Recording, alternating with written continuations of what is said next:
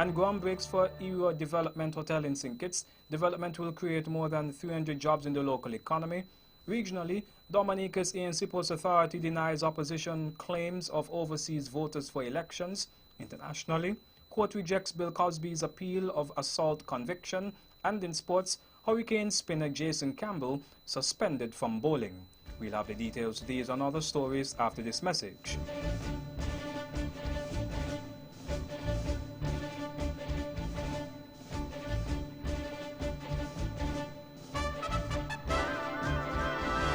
Another look. Different from how you've seen it before. Another look. Takes an in-depth look into business, politics, science, technology, religion, and more. Another look. Featuring documentaries from the BBC, regional features, and local ones too. Another look. Every Monday at 3 p.m. on the Eastern Caribbean's powerhouse, Vaughan.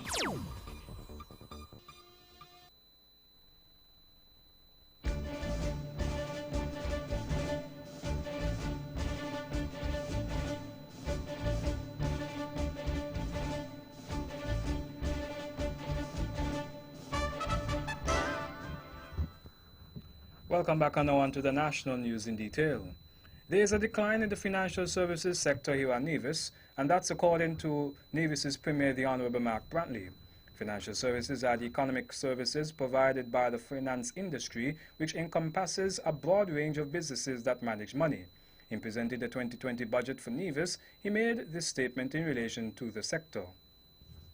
The financial services sector continues to be under threat from the European Union and the OECD as it relates to the issues of tax and rights for IBCs and LLCs. It was on the eve of 2019 that we had to reconvene this very Parliament to make changes to the enabling legislation to remove provisions which, in the opinion of these regulatory agencies, were harmful tax practices.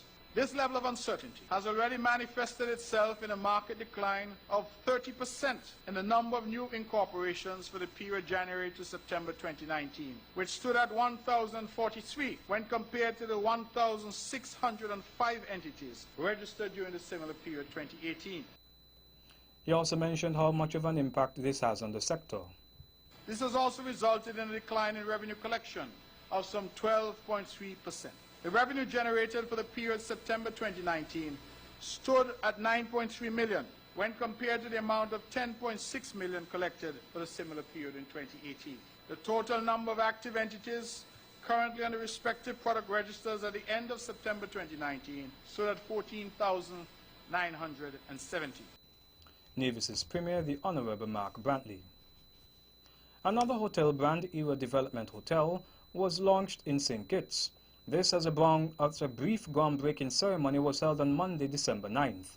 As the Twin Island Federation of St. Kitts and Nevis continues to attract major foreign direct investment to its shores, Prime Minister Dr. the Honorable Timothy Harris stated that the Team Unity administration welcomes the development as a major investment in the northeastern side of St. Christopher.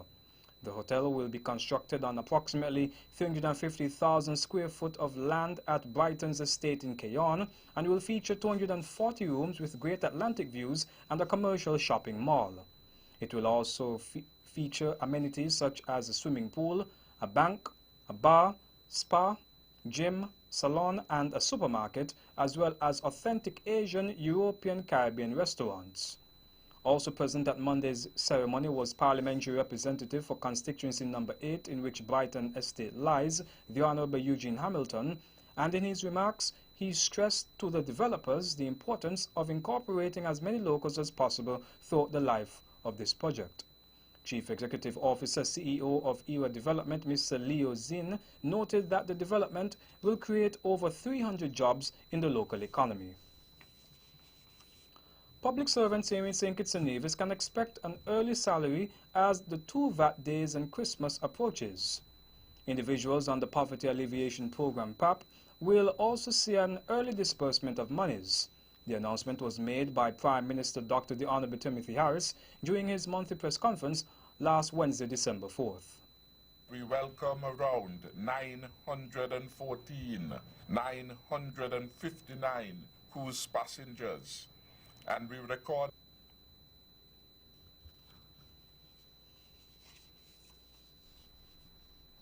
the government's monthly workers will be paid their double salary on December 13, 2019. The beneficiaries of the hugely successful and popular Poverty Alleviation Program will also be paid on December 13, 2019. Our government auxiliary workers at the Water Department, Public Works Department, and other areas of the government will receive their honorarium on December 13, 2019. Meanwhile, Prime Minister Harris announced that the St. Kitts Nevis Anguilla National Bank is experiencing its largest net profit in its history.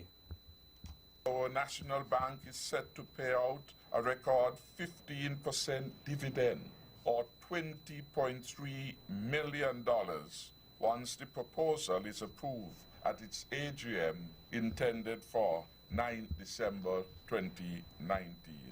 This payout, Prime Minister proposed Dr. The payout Honourable of Timothy Harris. $20.3 million will be a 50% increase over the $13.5 million which National paid out in 2018. Prime Minister Dr. The Honourable Timothy Harris. On Wednesday 4th, Prime Minister of St. Kitts and Nevis, Dr. The Honourable Timothy Harris, speaking at his monthly press conference, indicated that there was an increase in tourist activity in St. Kitts for 2019. The figures he reported came from a report from the St. Kitts Air and Seaport Authority, SCASPA. He outlined both cruise and air passengers coming into St. Kitts for the 2019 calendar year. We welcome around 959 cruise passengers, and we recorded 550 air passenger arrivals.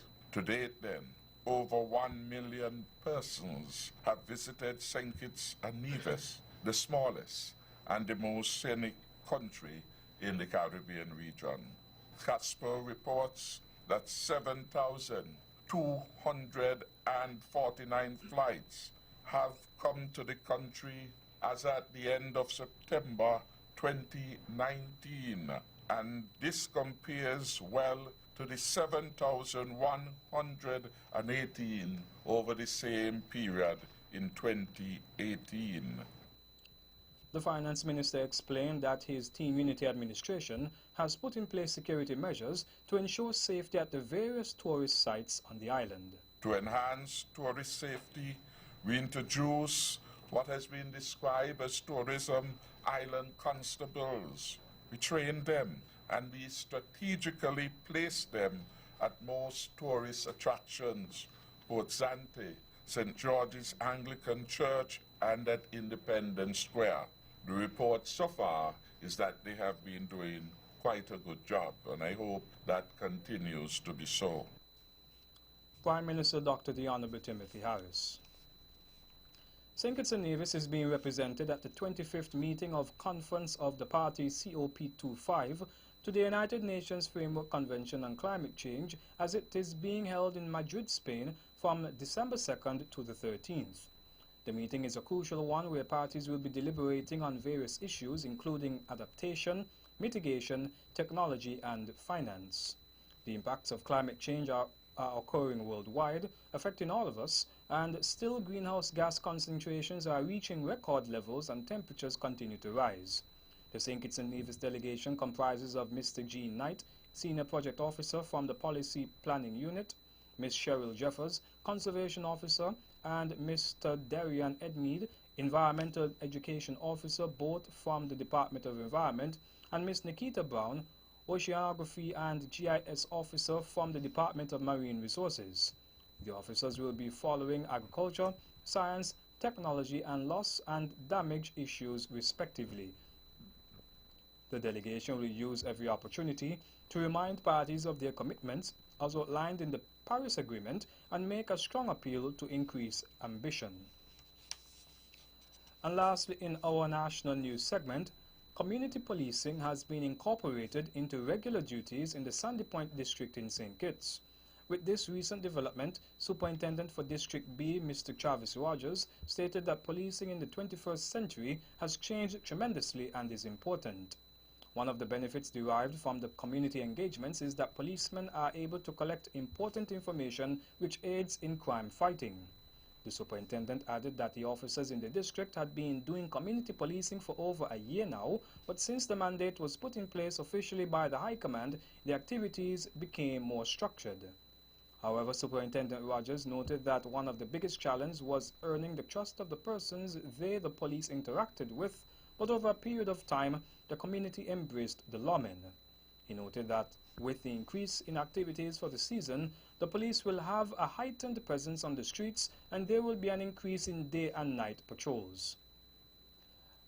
And that's the national news segment. You can visit our website at www.vonradio.com, or you can check us out on Facebook at Von Radio or our Von Radio YouTube channel for these and other stories. News from across the region is next.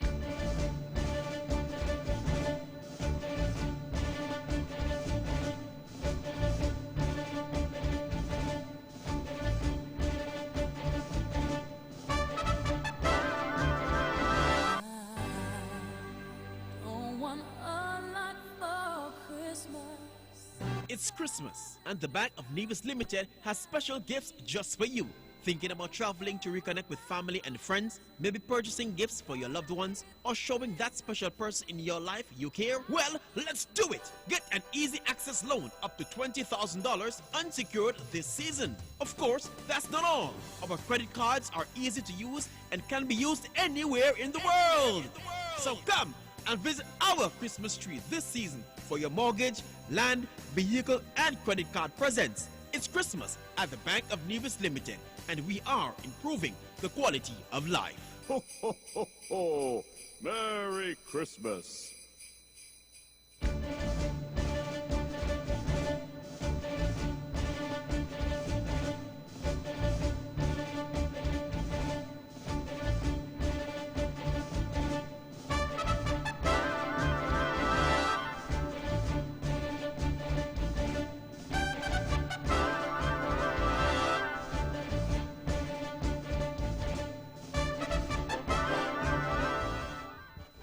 Welcome back and now on to the regional news. In Dominica, the Dominica Air and Seaports Authority DASPA has rejected claims that 8,000 overseas-based Dominicans returned to the island on charter and regular flights to vote in last week's general elections, an allegation that the opposition United Workers' Party UWP used as a basis for its rejection of the results.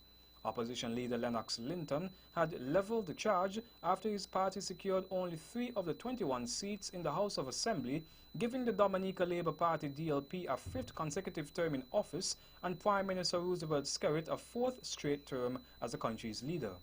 According to Caribbean 360, in a video posted on Facebook, he declared the DLP victory a rigged and stolen election and claimed that at least 8,000 of the 23,541 who cast ballots for the party had their votes bought. He said the UWP had information that people were bribed with airline tickets for the December 6th vote. However, in a statement, the DASPA's Chief Executive Officer Benoit Badwil said that information was incorrect and part of the fake news establishment being channeled through social media and other news mediums. In fact, according to Airport and Seaport Manager passenger activity for December 1st to December 6th, the number of passengers arriving on the island by A and C for the period was just 2,717 persons. He did note, however, that it expects an increase in the passenger arrivals in the coming months as more of the hotel plant on the island continues to open their doors to visitors. In Anguilla, a man accused of killing an Anguillan man earlier this year is being sued by the family. Mr. Scott Hapgood and his family were on vacation in Anguilla when Kenny Mitchell, 27, came to their room. What led to the young man's death is now in dispute. The attorney for the family of Kenny Mitchell said on Monday his clients are looking forward to telling their side of the story. WFSB.com quoted attorney Steve Seligman as saying, Mr. Hapgood is not going back to Anguilla, so Anguilla has to come to him. Mr. Hapgood is fighting a manslaughter charge in Anguilla, and he refuses to return for his trial because he said his safety cannot be guaranteed. Seligman filed a wrongful death lawsuit on behalf of Mitchell's family. The lawsuit says Mitchell went to Hapgood's hotel room and that Hapgood attacked him and pinned him to the floor. It also points out the initial cause of death was asphyxiation. A toxicology report later found that Mitchell had more than a lethal dose of cocaine in his system. However, Seligman is confident the evidence will show that it was still Hapgood who caused his death. News from the Bahamas. The government is looking to raise the minimum wage in the public sector to at least $300 per week, Labour Director John Pinder has said. He said internal discussions have revolved around raising the minimum wage to between $300 and $350 for government workers. Tribune242.com says Prime Minister Dr. Hubert Minnis announced a forthcoming increase last week, but the exact plans have not yet been revealed. News from the British Virgin Islands. Government has indicated that it has a vested interest in pursuing cryptocurrency in the territory and has reportedly entered into an agreement to develop a digital currency for the territory. Cryptocurrency is a digital form of currency or an internet-based medium of exchange which uses cryptographical functions to conduct financial transactions. Premier Andrew Foy said investing in this medium will benefit the territory in years to come. He further explained that blockchain technology, which looks at the BVI's digital currency, offers significant benefits to the BVI that he believes are paramount to the territory's success. BVInews.com quoted him as saying the move to digitalization is happening globally and BVI has an opportunity to create an economic driver to stimulate its economy. And that's it for our regional news segment. Stay with us for news around the world.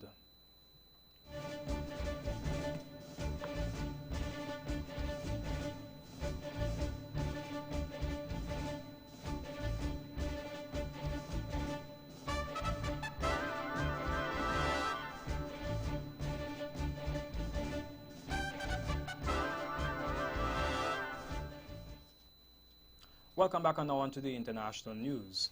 A Pennsylvania appeals court on Tuesday dismissed Bill Cosby's bid to overturn his 2018 sex assault conviction, rejecting his lawyer's argument that a judge deprived the comedian of a fair trial by allowing other accusers to testify. Cosby, who built a long career capped by the 1980s TV hit The Cosby Show, became the first celebrity convicted in the Me Too era when a jury found him guilty of drugging and sexually assaulting Andrea Constand, a former Temple University administrator, at his Philadelphia home in 2004. Cosby's spokesman Andrew Wyatt said Cosby would appeal the conviction in the state Supreme Court. Our personal battle against clear, racist, incestuous vindictiveness within the Pennsylvania criminal justice systems is not over, Camille Cosby, the entertainer's wife, said in a statement. Cosby almost avoided prosecution on the charges involving Constand, which prosecutors brought on December 30, 2016, days before the statute of limitations was set to run out. Cosby's first trial ended with a deadlocked jury, but he was found guilty during a second 2018 trial when a judge allowed testimony from 5 other women who also accused Mr. Cosby of drugging and sexually assaulting them. They were among some 50 women who accused Cosby, now 82, of sexual assaults going back decades, though all the accusations but Constance were too old to prosecute. Myanmar's leader Aung San Suu Kyi has defended her country against allegations of genocide at the UN International Court of Justice, ICJ. The Nobel Peace Prize laureate responded to widespread claims that Myanmar, formerly Burma, committed atrocities against Muslim Rohingya. In her opening remarks, she called the case against Myanmar incomplete and incorrect. Thousands of Rohingya were killed and more than 700 fled to neighboring Bangladesh during an army crackdown in Buddhist-majority Myanmar in 2017. The BBC's Anna Holligan reports. Of genocide, but went on to characterize Myanmar as something else, an internal armed conflict. Aung San Suu Kyi said she understood the definition of genocide, but went on to characterize Myanmar as something else, an internal armed conflict, which began in 2016, she said, when Rohingya militants launched attacks on army posts, killing 9 police officers. The military responded with a clearance operation, which she said was simply an expression in Myanmar that means to clear an area of insurgents or terrorists. She made no reference to the UN's estimate that 10,000 Rohingyas were killed and failed to acknowledge the graphic witness testimony of military firing squads, gang rapes and babies thrown into burning buildings. French Prime Minister Edouard Philippe has said controversial pension reforms are necessary to create a fairer system that will be the same for everyone. The move towards a universal points-based system has sparked outrage among unions who say it will force staff to work longer to avoid reduced payments. He said change was not about making budget cuts. I say to those who are wondering about our project, we may disagree on some points, but our ambition is social justice. There is no hidden agenda. We're not looking for small savings here or there. We do not want to leave anybody behind, but on the contrary, to further protect the purchasing power of workers and of retired people today and tomorrow. And Chilean President Sebastián Piñera has told his defense minister and the head of the Air Force to do everything they can for an Air Force plane that went missing en route to the Antarctic. The C-130 was carrying 38 people on board when operators lost contact at 6:13 p.m. local time or 9:13 p.m. GMT on Monday. Defense Minister Alberto Espina said conditions on Tuesday had been very adverse. The plane's last location was within the Drake Passage. The Chilean Air Force released a map of the plane's flight path and the timeline showing it had been due to land at 7:17 p.m. that day at its Presidente Eduardo Frei Montalva base in the Antarctic. An investigation has been launched into its disappearance. Mr. Espina said the two pilots on board were experienced. Argentina, Brazil, the UK and Uruguay have sent planes to help with the search, while the US and Israel are providing satellite images. 2 Chilean Navy frigates are also combing the area. And that brings us to the end of our news segment. The latest in sports is next.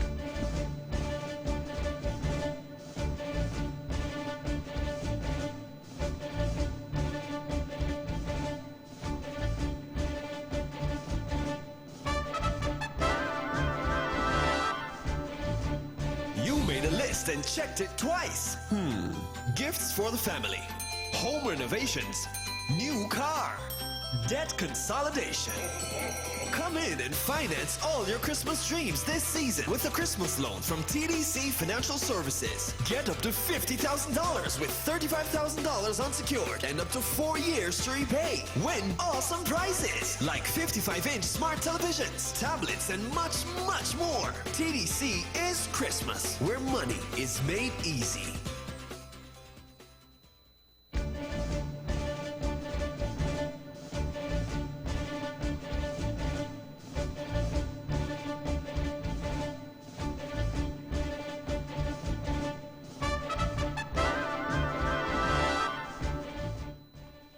Welcome back, and now on to the sports.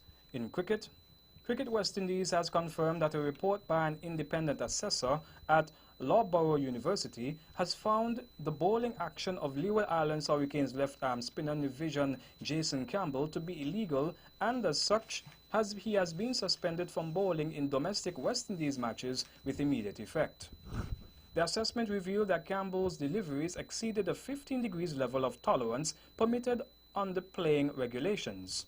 Campbell will remain suspended until his action is found to be legal, either by an opinion report from Loughborough University or by an independent analysis from an accredited testing center in accordance with the CWI regulations for dealing with suspected illegal bowling actions. According to cricketworld.com, he is expected to undergo remedial work supervised by the Hurricanes franchise and can apply for a reassessment after modifying his bowling action in accordance with the regulations. Campbell, 34, was reported for a suspect bowling action during the final of Colonial Medical Insurance Super 50 Cup between the Hurricanes and champions West Indies emerging players last Sunday. His action was cited by match officials after he bowled 10 overs for figures of 0 for 53 during the contest at the Queen's Park Oval in Trinidad, which the emerging players won by 205 runs to take the title. Still in cricket, in the third T20 International of West Indies Tour of India, India defeated the West Indies at Mumbai. The match was held on Wednesday, that's actually early today. The scores were India 240 for 3, West Indies 173 for 8, 20 overs, target was 241. India won by 67 runs. Meantime, in more cricket news, Sri Lanka under-19s team went up against the West Indies under-19s team, and the scores were West Indies under-19s 137 for 9, Sri Lanka under-19s 138 for 9, Sri Lanka won by 1 wicket. In more cricket, South Africa have appointed former captain Graeme Smith as acting director of cricket for 3 months, taking in England's 4-match test series starting later this month. Smith will take charge until the Indian Premier League starts in March, where he will take up a commentary position.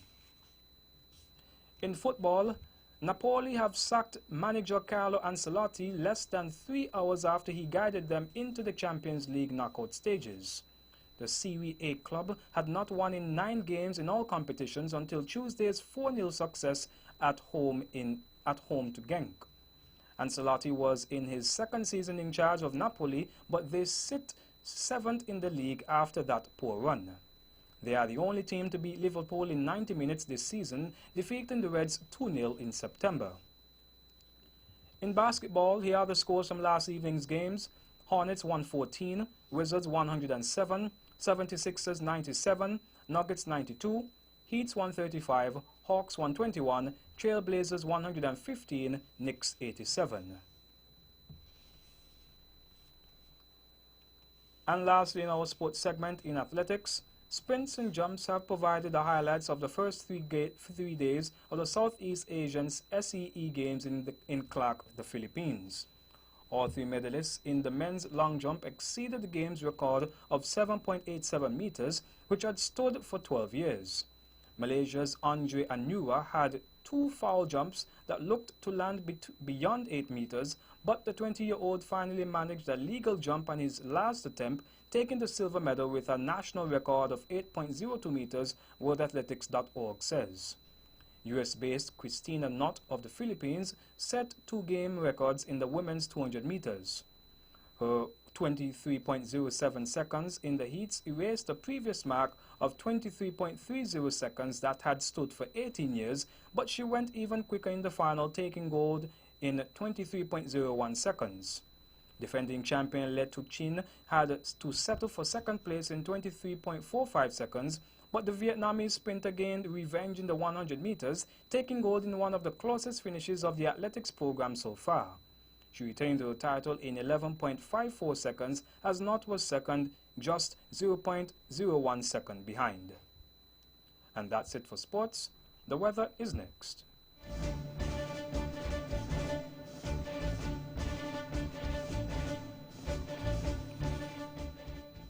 Welcome back.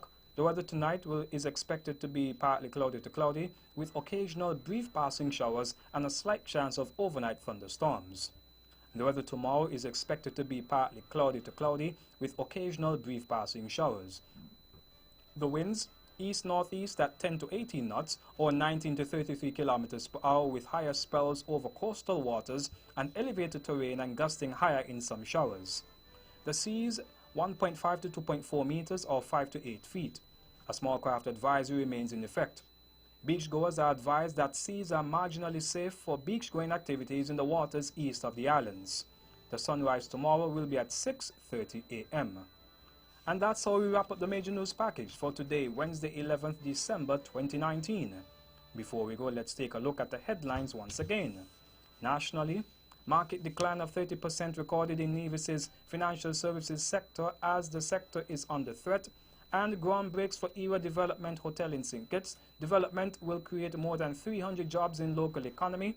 Regionally, Dominica's ANC Ports Authority denies opposition claims of overseas voters for elections. Internationally, court rejects Bill Cosby's appeal of assault conviction. And in sports, Hurricane spinner Jason Campbell suspended from bowling. On behalf of the rest of the news team, I am Jarvis Brown wishing you a pleasant evening.